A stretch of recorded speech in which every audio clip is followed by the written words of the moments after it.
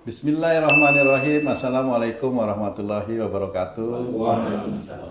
Sahabat beriman dimanapun berada, Alhamdulillah kita berjumpa lagi di Ustadz Danu Official Channel bersama saya Tung dan bersama guru kita semua Pak Ustadz Danu. Assalamualaikum Pak Ustadz. Waalaikumsalam warahmatullahi wabarakatuh. Amin, amin ya rabbal alamin.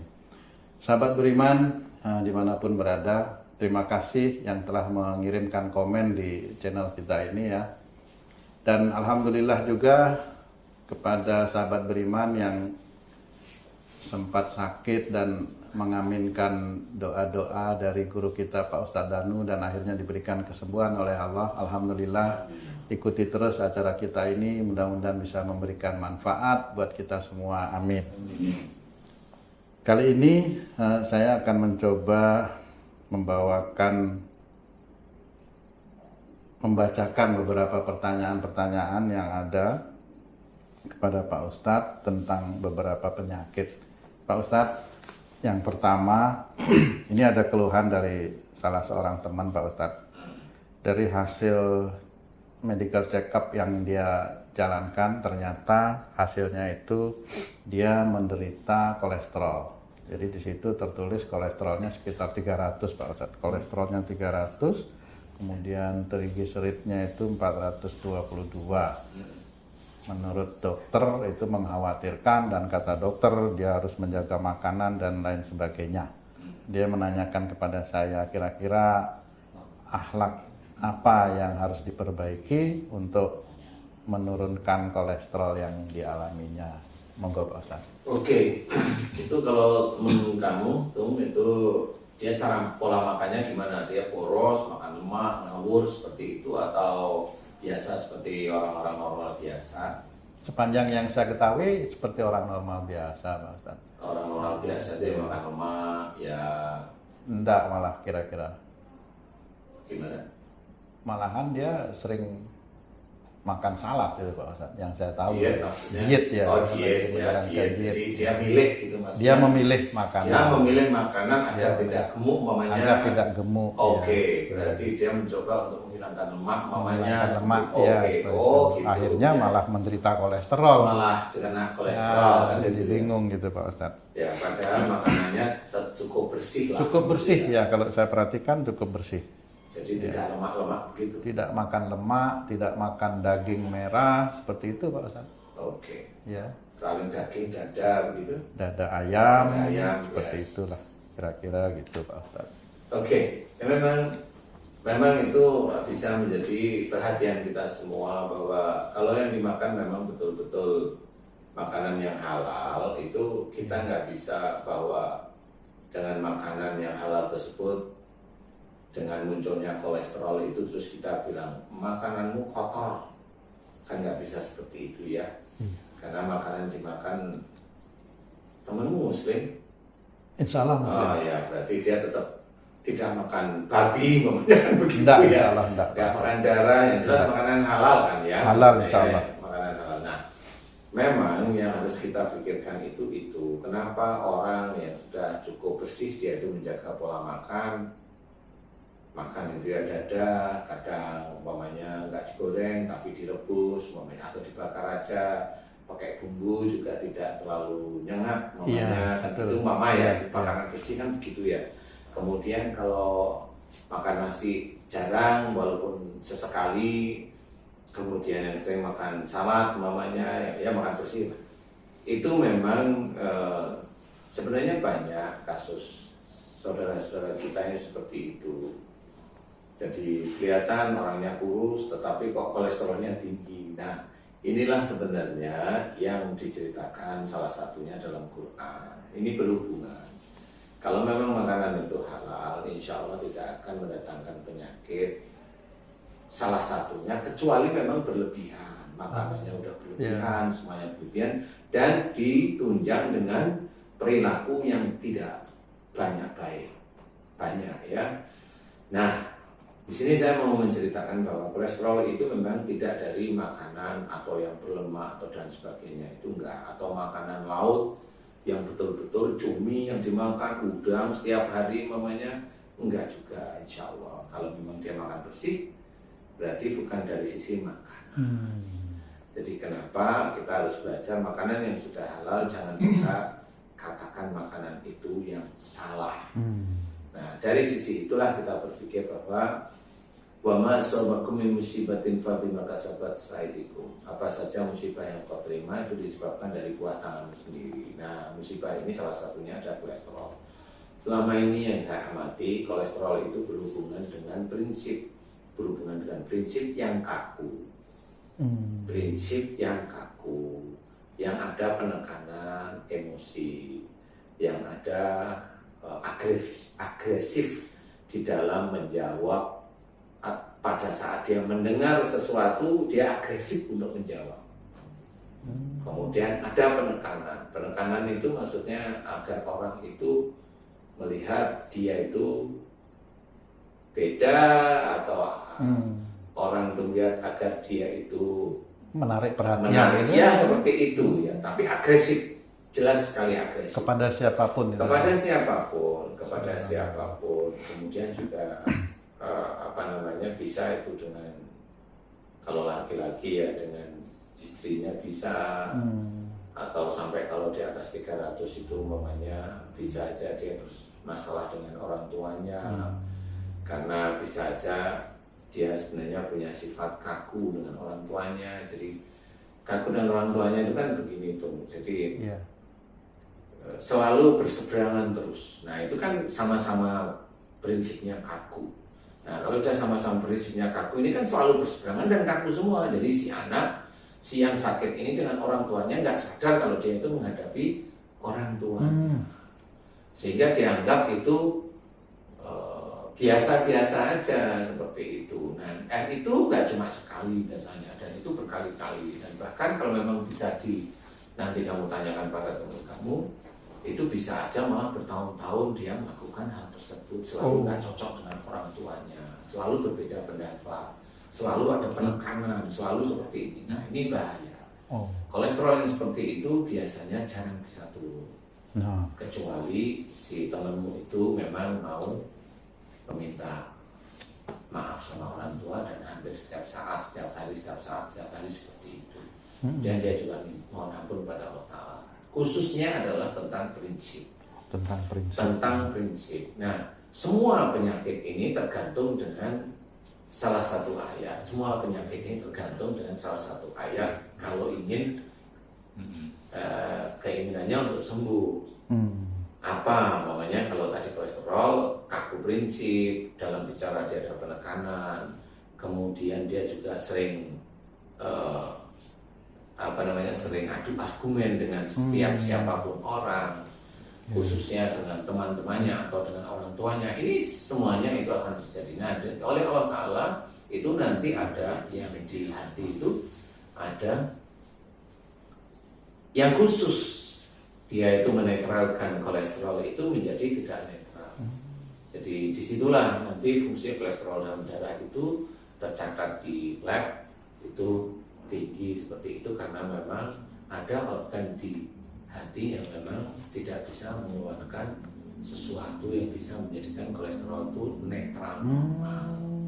Nah itu adanya di hati, dan itu berhubungan dengan prinsip seseorang yang kaku. Nah kalau orang tersebut, temanmu itu ingin sembuh dari kolesterol, tanyain betul nggak kamu keras, kamu senantiasa kalau bicara itu menekan, ada penekanan dalam pembicaraan, kemudian kaku prinsip, dengan orang tua bagaimana. Nah kalau itu memang betul, nah baru dia harus meminta maaf dengan orang tua, kemudian dirubah. Karena kalau ingin sembuh ada 3 faktor, illal ladzina tabu wa aslahu wa bayyanu. Nah 3 faktor ini yang nanti akan menjadi pertimbangan Allah, orang tersebut akan dikabulkan enggak. Illal ladzina tabu, mereka yang telah tobat, wa aslahu, dan melakukan perbaikan, wa bayyanu, memberikan nasihat kebenaran. Nah baru Allah menjawab faulaika atubu alaihim, maka tobat mereka yang aku terima. Itu ada interval waktu, bisa langsung tanpa interval waktu juga bisa, itu hanya Allah Ta'ala. Jadi yang jelas kalau kolesterol itu adalah dari perilaku yang kurang baik di mata Allah Ta'ala. Jadi kalau dia punya prinsip, walaupun prinsipnya itu benar, dia prinsipnya dari Quran jelas, tapi kalau dia diayali dia senyum aja. Dia senyum memberikan pengetahuan. Kalau memang pengetahuan dari Quran ini memang tidak diterima, ya dia santai aja.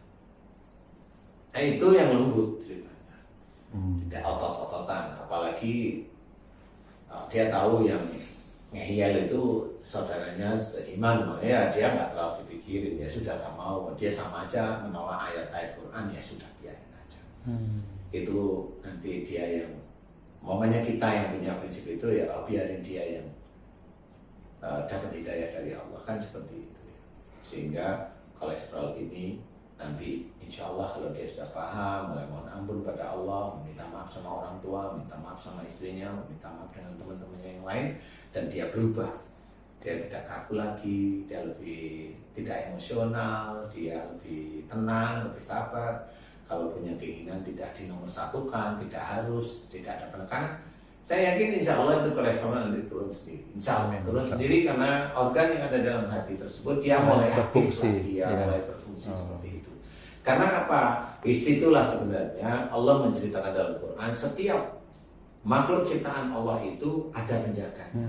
Nah penjaganya siapa? Ya malaikat itu sendiri yang menjaga, termasuk organ di dalam tubuh kita itu ada yang menjaga, malaikat. Nah itu sendiri. Kalau orang itu kembali ke jalan Allah, ya malaikat itu akan menggunakan fungsinya lagi, mengaktifkan organ-organ itu. Jadi kalau orang bilang bahwa tubuh itu punya cara untuk mendefense penyakit, ya kalau orang tahu. Tapi kalau saya sebagai seorang Muslim, tidak ada tubuh itu mendefense penyakit, itu tidak ada. Adanya adalah Allah mengizinkan. Allah mengizinkan sehingga penyakit itu bisa keluar. Seperti kasus corona itu divaksin di ini malah berkembang. Betul, karena apa? Karena memang tidak ada Allahnya di dalam otak dan hati orang-orang tersebut. Kenapa? Corona itu dari Allah, virus itu dari Allah. Kalau sudah divaksin sudah merasa dia bebas dari virus, berarti dia kan tidak bersyukur pada Allah Ta'ala. Berarti dia menjagakan alat yang namanya vaksin. Nah kalau sudah menjagakan dia muncul sombong, ya malah kena. Nah itulah yang sering saya ceritakan. Virus ini mencari orang yang emosional, keminter, sombong. Jadi kalau memang masuk ke situ ya kena semuanya. Sama seperti di India, sama dia merasa divaksin sudah selesai, terus dia hura-hura, ya silakan aja nggak apa-apa. Emang orang buat mainan nggak bisa. Nah kalau kita divaksin atau tidak divaksin, selama bisa menjaga iman, salah satunya khusus tentang tidak emosional, tidak merasa pintar, tidak sombong, bukan tidak merasa sombong. Kemudian protokol kesehatan kita juga ingin menjalankan. Insya Allah itu juga dijaga oleh Allah Ta'ala, dan yakin bahwa virus ini memang dari Allah Ta'ala. Untuk apa? Untuk orang di dunia itu kembali ke jalan Allah. Jalan yang mana? Jalan Islam. Insya Allah ya. Jalan Islam, kalau saya bilang jalan Islam. Makanya di sini banyak di Eropa sana juga setelah vaksin mulai muncul lagi virus baru, mutasi dan sebagainya. Nah, itu sudah sering kita bicarakan di channel kita sebenarnya bahwa virus itu akan mutasi. Mutasi gimana? Ya, tergantung orangnya sih. Kalau orangnya nggak mengingat Allah, ya virus itu akan ada. Sampai sekarang, kali sampai sebelum kiamat virus itu akan ada terus. Insya Allah mudah-mudahan seperti itu. Jadi mudah-mudahan kamu nonton sehingga tahu, dan pemirsa yang terkena kolesterol, ayo belajar, karena sikap lembut, lemah lembut itu kan dianjurkan oleh Allah Ta'ala, dan itu juga dikerjakan oleh Rasulullah. Kenapa kita harus menekan lemah? Kenapa kita harus kaku dengan prinsip? Gak perlu. Nah ini harus belajar, karena perilaku yang baik, akhlak yang mulia dari Rasulullah yang diajarkan, dan untuk kita harus kita mencontoh. Nah itu mudah-mudahan salah satunya tidak kekakuan itu menjaga dari kolesterol. Insya Allah seperti itu. Wallahualam. Terima kasih Pak Ustadz. Nah sahabat beriman yang kebetulan mempunyai keluhan yang sama dengan teman saya ini, kolesterol dan triglycerid yang tinggi, mudah-mudahan bisa mendengarkan acara ini dan bisa menolong ya, memberikan manfaat sehingga diberikan kesembuhan oleh Allah. Amin. Terima kasih Pak Ustadz. Ini ada pertanyaan kedua datang dari sahabat beriman yang berada di Lampung, seorang ibu-ibu. yang mengalami sakit di lutut Pak Ustadz. Jadi di belakang seperti ketarik dan di depan juga sakit. Ketika hendak sujud susah untuk menekukkan kakinya gitu Pak Ustadz. Iya. Akhlak apa kira-kira yang menyebabkan sakitnya? Monggo Pak Ustadz. Iya, kalau lutut di depan sama di belakang itu memang beda fungsinya. Kalau lutut ini memang relatif dalam mengatur rumah tangga, itu ada kekakuan, sakit sekali berarti itu ada kekakuan dan emosi. Ada marah dalam mengatur rumah tangga, bisa dengan suaminya, khususnya dengan suaminya nggak cocok marah, walaupun diam itu tetap marah. Dan itu nanti akan berakibat ke lutut. Jadi kamu maunya itu kan nggak bisa langsung marah sekarang langsung sakit enggak. Jadi tertumpuk dulu. Nanti kalau sudah masuk takaran baru nanti dimunculkan oleh Allah Ta'ala berupa sakit itu. Semuanya orang itu seperti itu. Jadi kesannya kayak dikumpulkan dulu oleh Allah Ta'ala, dicatat salahnya di mana itu dicatat oleh malaikat. Makanya istilahnya itu kesalahan sebesar biji zarah itu tetap akan tercatat. Nah itu nanti kalau lututnya seseorang yang sakit itu insya Allah dalam mengatur rumah tangga itu ada kekakuan dan emosi, itu lutut. Kalau di belakang lutut yang sakit ini berhubungan dengan menyuruh di dalam mengatur rumah tangga. Jadi fokusnya di menyuruhnya. Jadi menyuruhnya itu dengan emosi, sering menyuruh dengan emosi. Kalau nggak dikerjakan marah gitu. Jadi menyuruh ini yang di belakang itu menyuruh. Menyuruh melakukan sesuatu Ya, seperti itu Pak Ustadz. Ya, menyuruh suaminya atau menyuruh istrinya itu nanti di belakang. Kalau mamanya di depan itu memang hampir dalam mengatur rumah tangga sehari-hari.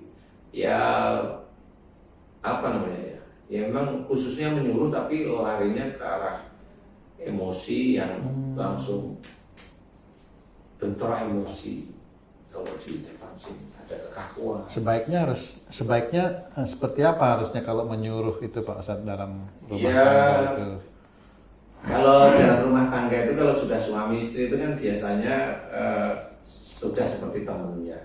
Nah, kalau sudah menganggap di otak sama hati itu menganggap teman itu kayaknya ya suami atau istri itu dalam menyuruh itu ya kayak temennya aja. Itu yang nggak boleh ya Pak Ustadz. Nah itu juga nggak boleh seperti itu, harus ada adab. Adab suami istri itu harus tetap Ya, dijaga seperti itu dijaga Pak adab Ustadz. suami istri, makanya si suami sering bantu istrinya, ya adabnya bagaimana, si istri sering ngurus suaminya, adabnya juga bagaimana.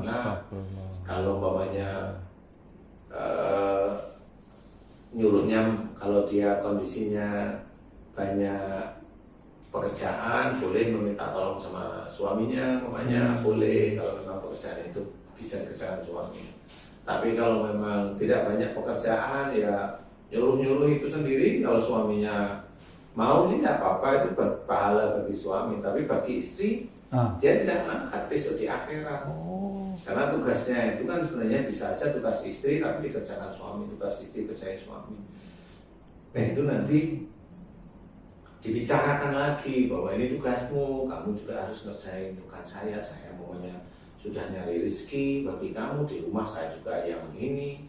Walaupun sebenarnya membantu boleh, kan gitu ya, membantu itu boleh-boleh aja. Nah inilah yang berhubungan dengan seperti ini. Itu di lutut. Kalau momennya lututnya sakit berarti nyuruhnya atau dalam mengatur rumah tangganya ada kekakuan dan emosi. Ada kekakuan dan emosi. Dan itu nanti tergantung kalau mamanya dilihat, mamanya si istri ngatur terus sampai umur di atas 45 belum sakit padahal udah berkeluarga nih. Ya memang pada waktu dia ngatur terus itu kan perilaku istri itu kan diketahui oleh Allah Ta'ala. Kalau istrinya ini kalau dinasihatin sama suaminya, dia biasanya nggak pernah gubris. Nah nanti dibiarin sama Allah Ta'ala. Suatu ketika nanti turunkan dan tidak bisa disembuhkan oleh siapapun. Nah itu pasti akan jatuh. Nah pada waktu dia jatuh, dia sakit, pasti emosinya muncul. Emosinya lebih tinggi nanti. Nah suatu ketika suami dengan banyak keterbatasan, si istri kan emosional nih. Nah, emosional itulah yang nanti akan menjadikan orang itu akan binasa menurut Allah. Jadi tetap masuk, walaupun kubi aitikum ila tahlukat, itu tetap masuk. Dan janganlah kamu menjerumuskan dirimu dengan perbuatanmu ke dalam kebinasaan. Jadi sebenarnya matinya seseorang, meninggalnya seseorang, itu sebenarnya sudah ditulis oleh Allah Ta'ala di Quran. Kalau dia itu melakukan sesuatu kesalahan yang melanggar ayat-ayat Allah, melanggar terus-menerus, nah itu nanti tertumpuk dan dia pasti lupa, tidak akan mohon ampun, karena banyak yang mengajarkan tidak memohon ampun jika sakit. Banyak yang mengajarkan tidak mohon ampun jika sakit. Nah akhirnya dia mengikuti yang seperti itu. Nah yang diikuti salah, ya akhirnya dia nanti akan binasa. Binasanya dia, ya kalau kita sama-sama muslim boleh mendoakan mudah-mudahan husnul khotimah pada saat dia nanti dipanggil Allah, ya amin, gak apa-apa, wong namanya doa. Tapi yang berhak adalah Allah, bukan kita. Kita hanya mendoakan, boleh silahkan. Seperti itu. Jadi ibu yang dari Lampung, ya hati-hati, belajarlah untuk bisa ada rasa hormat dengan suami, kemudian juga dalam meminta pertolongan juga dengan kata-kata yang baik, tidak dengan kata-kata yang menekan suami, dan tahu suaminya itu nurut, ditekan terus-menerus, ya nggak boleh juga. Seperti itu. Itu kan penilaian itu kan bukan karena seseorang itu berkuasa, kan enggak. Seseorang itu umpamanya dia tahu, umpamanya seorang laki-laki dia itu agamanya bagus, dia bertanggung jawab dari sisi ekonomi, tetapi dengan istrinya yang istrinya nggak kerja, istrinya yang ngurusin rumah, tapi si laki-laki ini kekurangan-kekurangan istrinya dia mau menerima, dan dia tidak protes dengan banyak kekurangan istrinya karena memang istrinya ngelola rumah betulan. Nah suami inilah yang punya adab di dalam rumah tangga. Nah dia suami ini memang betul-betul tahu istrinya betul ini, kemudian atau butuh bantuan dia mau bantu, ini lebih bagus. Tapi kalau istrinya okang-okang, tidur mulu, badannya kayak begitu, nggak karu-karuan, nanti suaminya datang, alhamdulillah bapak datang, gitu ya. Baru bapaknya itu mau nurun nih, pantatnya ke kursi langsung tolong. Lah itu besok itu istrinya yang sering sakit di pantat. Karena hobinya nyuruh. Gitu. Iya, hobinya nyuruh. Kalau melihat orang pantat itu, kenapa sakitnya di pantat? Ini juga saya ya, ada hubungannya walaupun nggak ada pertanyaan. Jadi gini, sakit di pantat. Kenapa sakit di pantat itu hobinya nyuruh? Sebenarnya gini, kalau suami ini kalau suaminya, istrinya sakitnya di pantat, ini hobinya nyuruh. Hobinya nyuruh. Jadi kalau suaminya itu ingin istirahat, itu selalu disuruh. Jadi tidak sempat diem gitu. Ya sempat diem, padahal orang-orang yang mau nurunkan pantat tuh istirahat itu kan enak, lega gitu kan. Jalan ini itu kan nurunkan pantat untuk duduk di kursi itu kan enak. Selanjutnya itu kan enak. Nah, itu kalau memang itu sakit di pantat, itu nggak akan pernah ketemu, jarang sekali. Nah, itu sakit kalau ini kaku, perih, panas. Nah, itu bukan HNP mau di pantatnya ya, bukan di titik tengah itu. Daging atau tulang? Dagingnya di daerah situ aja pokoknya daerah situ. Nah itu hobinya nyuruh. Yang disuruh mesti suaminya? Iyalah, siapa lagi kalau anak misalnya gitu? Enggak terlalu kalau karena ke anak itu bisa ada unsur pelajaran. Tapi kalau suami berarti ada unsur memaksa. Astagfirullah. Jadi memang seperti itu. Ada memang banyak yang sakit di pantat nggak pernah bisa sembuh, nggak bisa sembuh itu. Mau minum obat apa aja nggak bisa. Nah, ini menurut teman-teman dokter ya aneh, tapi ya dicoba aja nggak apa-apa, silakan pakai obat ini ya nggak bisa, emang nggak sembuh. Tapi kalau mulai sekarang minta maaf sama suaminya bu, nah rata-rata begitu. Karena lihat orang istirahat itu pinginnya nyuruh gitu. Ya Pak Haji ya. Ada ketawa. Mudah-mudahan ini untuk ibu yang di Lampung bisa dipahami. Ya. Terima kasih penjelasannya Pak Ustadz. Nah ini saya agak tertarik sedikit Pak Ustadz yang berhubungan dengan rumah tangga dan suami istri ini. Saya pernah punya pengalaman begini Pak Ustadz. Ketika saya menggerutu di dalam hati melihat taruhlah rumah itu agak berantakan dan kok istri saya tidak membersihkan, terus saya menggerutu di dalam hati saya itu, apakah saya dosa di hadapan Allah Pak Ustaz? Ya nggak perlu menggerutu, kalau memang itu rumah dan suami istri ya bilang, tak tolong ini dibenahi kayak gitu. Kalau kamu tahu memang istri tidak banyak mengerjakan sesuatu, nah itu sebenarnya tugas istri. Kalau tidak mengerjakan sesuatu yang besar dan kontinu setiap saat, setiap hari, berarti kamu bilang, tolonglah kan kamu di rumah, nganggur mamanya. Yang kamu kerjakan nggak terlalu banyak, ini tolong dibersihin, ditata. Itu kamu bilang, karena kamu imam. Dan kamu bilangnya juga baik-baik. Kalau ganti suamimu yang istrimu yang gerutu, nah ya dikasih tahu, kamu dengerin aja dulu gerutunya apa, dengerin. Kalau memang ya saya kan hari ini ya dengerin aja hari ini kan gitu. Terus yang kemarin, nah kalau memang hari ini kan kemarin nggak tahu siapa kan, jelas kan orang bekerja dengan orang yang tidak bekerja itu kan beda. Iya. Jelas kalau memang itu rumah itu agak berantakan ya bilang lah. Tidak usah menyalahkan dan bilang. Diajari, ayo kita ini anak-anak ya ayo bantu ibunya, semuanya emang harus seperti itu. Gak boleh kita salah-salahan, nggak bisa ya. Kasih tahu aja. Walaupun sesekali ada perdebatan tentang itu nggak apa-apa ya Pak Ustaz. Ya perdebatan itu kan diawali dari cara bicara yang enak aja. Kalau memang bicaranya enak ya nggak ada perdebatan.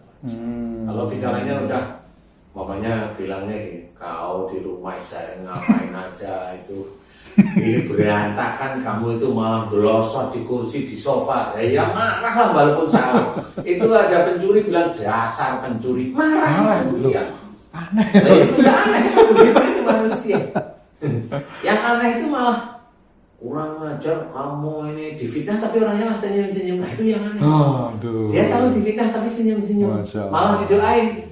Oh mudah-mudahan yang fitnah itu diberi hidayah oleh Allah. Nah itu aneh itu orang. Subhanallah. Aneh menurut orang biasa. Iya, subhanallah. Tapi tidak aneh di hadapan Allah kan begitu. Iya. Seperti itu. Terima kasih Pak Ustadz. Iya. Saya juga akan mencoba berlaku yang baik di rumah tangga saya. Amin insyaallah. Buat sahabat beriman dan ibu-ibu yang kebetulan Ada satu lagi barangkali nggak cuma kamu tuh, ya. Pak Haji Jainuddin. Kasihan Pak Haji ini Pak. Pak Ustadz. Saya bilang mudah-mudahan Pak Haji Jainuddin bisa jadi imam. Sering kita sebut nih Pak Haji Jainuddin tapi belum pernah kita tampilkan di acara ini. Baiklah, sahabat beriman yang kebetulan mempunyai keluhan yang sama ya, sakit di lutut, mudah-mudahan penjelasan guru kita Pak Ustadz Hanu bisa memberikan manfaat. Amin. Dan menyembuhkan kita. Pak Ustadz, ada satu pertanyaan lagi yang tersisa, yaitu ada keluhan dari sahabat beriman, ini tidak disebutkan alamatnya. Beliau menderita gula, ini laki-laki Pak Ustadz, jadi beliau itu menderita gula diabetes, yang akhirnya itu lari ke otak itu Pak Ustadz. Dia sudah lari kemana-mana, ke paru, jadi dia diabetes, tapi dia tidak menggunakan insulin di sini keluhannya, cuman dia minum obat diabetes aja, tapi sudah menjalar diabetesnya itu ke paru. Jadi parunya itu disinyalir oleh dokter kanker Pak Ustadz, karena mengecil paru-parunya, tidak berfungsi. Sehingga dia menjadi drop, badannya menjadi kurus. Dalam waktu yang 6 bulan itu, beliau ini turun berat badannya dari 75 menjadi ke 45 kilo Pak Ustadz. Jadi sekitar 30 kilo turun dalam waktu 6 bulan. Nah kira-kira ahlak apa yang menyebabkan sakit beliau ini Pak Ustadz? Iya, kalau ada diabetes ini beda, ada kanker paru ini beda. Jadi kalau diabetes itu gula dalam darahnya tinggi, itu insya Allah pankreas rusak, pankreasnya rusak, kemudian kelenjar insulinnya rusak sehingga tidak bisa memproduksi insulin dengan normal di dalam tubuh untuk menstabilkan gula. Usianya 52 tahun, mohon maaf Pak Ustadz. Iya. Ya. Nah, Kalau memang itu diabetes itu muncul, diabetes itu insya Allah kalau dari sisi akhlak itu, kalau menyuruh seseorang itu harus dikerjakan, kalau nggak dikerjakan jengkel marah, itu begitu nomor satu itu. Jadi diabetes itu punya tipikal seperti itu. Kemudian kalau punya ide atau punya masukan atau punya nasihat namanya itu, kalau diberikan orang lain itu harus mengikuti. Kalau orang lain nggak ngikutin itu jengkel dia, ada kejengkelan, ada emosi. Nah, diabetes itu insya Allah di titik-titik itu yang rawan. Kenapa banyak pejabat yang diabetes? Ya karena hobinya nyuruh itu tadi. Kalau nggak dilakukan marah ya diabetes. Tapi kalau seseorang itu menyuruh kemudian suruhannya itu dilakukan, dia dapat pahala Pak Ustadz? Yang mana? Nah, yang mana yang dapat pahala Pak Ustadz jadinya? Karena kan kalau dia nyuruh tidak dikerjakan marah jadi penyakit. Nyuruh dikerjakan senang, apa dia dapat pahala yang nyuruh ini? Ya enggak, kalau nyuruhnya itu kan dari sisi pekerjaan ya pahalanya ya enggak, hanya pekerjaannya beres saja. Oh. Jadi nggak ada pahala di titik itu, hanya beres aja. Kalau pekerjaan itu di negara ya hanya beres aja di negara. Nah, kalau berpahala itu kalau dia itu memang dalam melakukan pekerjaan dia bismillah, itu berpahala. Jadi dalam pekerjaan itu dia bismillah, sehingga kalaupun dia itu minta tolong untuk mengerjakan sesuatu, nyuruh ke anak buahnya mengerjakan sesuatu, itu kan tidak. Kalau dia sudah bismillah itu kan tertata rapi nantinya. Akhirnya dia tidak memaksa orang itu untuk mengerjakan apa yang disuruh. Nah, kalau memang itu berhubungan dengan pekerjaan, berhubungan dengan kantornya, memang itu kan ada banyak ujian di titik itu. Ujiannya yaitu kalau mamanya belum dikerjakan marah. Nah, itu kan ujian-ujian sehari-hari aja. Nah, sehingga orang itu memikirkan kalau marah itu menjadi biasa. Padahal kalau mamanya kita sering mendengarkan ustadz ceramah itu kan sering latato walakal jannah, jangan marah bagimu surga. Itu kan bukan hiasan di buku itu sebenarnya hadis tersebut. Jadi memang harus dibuktiin. Jadi jangan marah beneran. Tapi kalau dia marah ya itu urusannya dia sama Allah Ta'ala. Salah satunya kalau dia nyuruh nggak dikerjakan atau belum dikerjakan dia marah, nah itu urusannya sama Allah. Salah satunya diberilah musibah dalam bentuk gula darahnya tinggi. Nah, orang yang kalau menyuruh itu harus dikerjakan, berarti dia punya tipikal ego, egois. Nah, sehingga kalau dia punya ide, punya masukan, punya nasihat yang diberikan sama orang, sama, mirip. Itu harus dikerjakan, kalau nggak dikerjakan atau tidak diterima itu jengkel. Orang-orang ini biasanya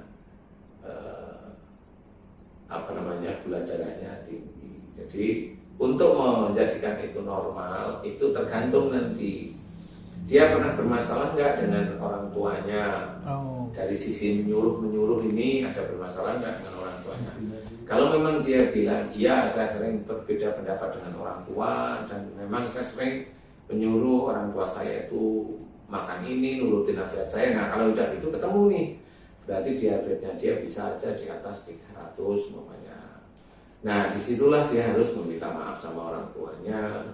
Kemudian kalau dia itu ada yang menyuruh dengan istrinya dan teman-temannya, ya dia minta maaf sama istrinya setiap saat, setiap hari boleh.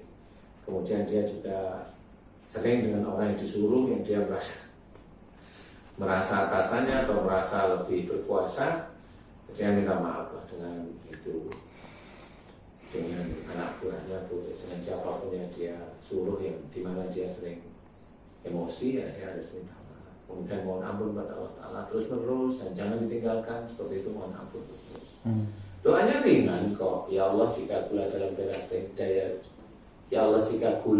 darah saya tinggi, jika itu disebabkan karena kalau saya menyuruh harus dikerjakan, kalau nggak dikerjakan saya marah. Kalau saya punya ide, masukan, nasihat harus dipakai oleh orang lain, kalau nggak dipakai saya jengkel, hati saya nggak nyaman. Jika itu dosa, ya Allah ampuni dosa-dosa saya. Astagfirullahaladzim. Nah, tobat yang seperti ini fokus di pankreas. Nah, kalau dia udah fokus, kemudian dia sendiri sudah mulai berubah, insya Allah mudah-mudahan atas izin Allah gula darahnya diturunkan oleh Allah Ta'ala menjadi normal seperti itu. Jadi kan mohon ampun aja. Nah, seperti itu. Mudah-mudahan itu bisa menjadi manfaat bagi yang terkena gula darahnya tinggi. Nah ini kalau kanker paru ini beda. Kanker paru ini berarti kalau sudah kanker ini marahnya itu dia marahnya itu dia kuat sekali. Kalau itu jadi kanker bisa aja itu dengan istrinya, atau yang lebih kuat adalah dia pernah mendiamkan orang tuanya pada saat dia marah dengan orang tuanya. Dia mendiamkan, dan itu memang orang nggak sadar kalau diam itu dikiranya emas. Enggak, diam marah itu tetap marah di hadapan Allah Ta'ala. Nggak ada diam itu dengan marah itu dibilang emas, nggak ada. Kenapa seperti itu? Ya karena saya meneliti. Meneliti orang yang marahnya diem, ya insya Allah rentan terkena TBC, terkena paru, radang paru, bahkan kanker. Kalau kanker berarti insya Allah dulu pernah beliau itu marah dengan orang tuanya dan diam, nggak mau ngomong. Nah itulah jawaban dari Allah Ta'ala agar orang itu kembali ke jalan Allah, bisa menghormat pada orang tuanya, kemudian mau meminta maaf sama orang tuanya, dengan istrinya juga mau, kalau itu laki-laki, atau kalau perempuannya dengan suaminya, dengan orang tuanya atau dengan mertuanya. Lakukan dengan baik, jangan asal istighfar. Istighfar itu sebenarnya untuk global, jadi nggak fokus. Istighfar aja cuma 3 kali, padahal dosa itu tiap hari itu macam-macam. Banyak Pak. Banyak sekali. Makanya yang kena kanker paru, insya Allah itu emosinya diam dan berhari-hari, biasanya seperti itu. Yang kalau sudah kanker biasanya ada dengan orang tuanya yang marah, atau dengan mertuanya marah yang diam. Kemudian setiap hari marahnya dengan istrinya, ya sudah jadilah kanker. Insya Allah seperti itu bagi teman yang beriman. Kalau memang lagi kena kanker paru harus belajar berubah. Mudah-mudahan dengan belajar berubah itu Allah memberikan kesembuhan. Amin. Pada teman-teman yang kena kanker paru ya. Amin. Amin. Amin. Karena banyak yang sudah mempraktekkan doa mohonnya yang ringan, terus serius. Yang lainnya alhamdulillah banyak dikabulkan sama Allah sehingga diberi kesembuhan. Sudah banyak kok. Iya. Seperti itu. Ayo berubah. Perilaku yang tidak baik berubah. Marah diem itu memang nggak boleh. Jangan kalau marah diem. Kalau ada punya prinsip marah diem boleh-boleh aja, itu dikatakan sahabat, silakan, nggak apa-apa. Nanti tahunya kalau udah kejawab di akhirat baru sadar. Iya. Baik, terima kasih Pak Ustadz atas penjelasannya. Nah, sahabat beriman, demikianlah tadi sama-sama kita dengarkan penjelasan dan tausiah dari guru kita Pak Ustadz Danu mengenai beberapa penyakit yang dialami oleh teman-teman kita sahabat beriman. Mudah-mudahan ini bisa memberikan manfaat ya. Marilah kita sama-sama memperbaiki akhlak kita, khususnya kepada orang tua kita, kepada pasangan kita, agar tidak menjadikan dosa di hadapan Allah dan menjadi penyakit bagi kita, yang akhirnya kita tidak bisa beribadah dengan baik kepada Allah. Demikian acara kita hari ini. Saya dan beserta tim yang bertugas mengucapkan wassalamualaikum warahmatullahi wabarakatuh. Waalaikumsalam warahmatullahi wabarakatuh. Terima kasih.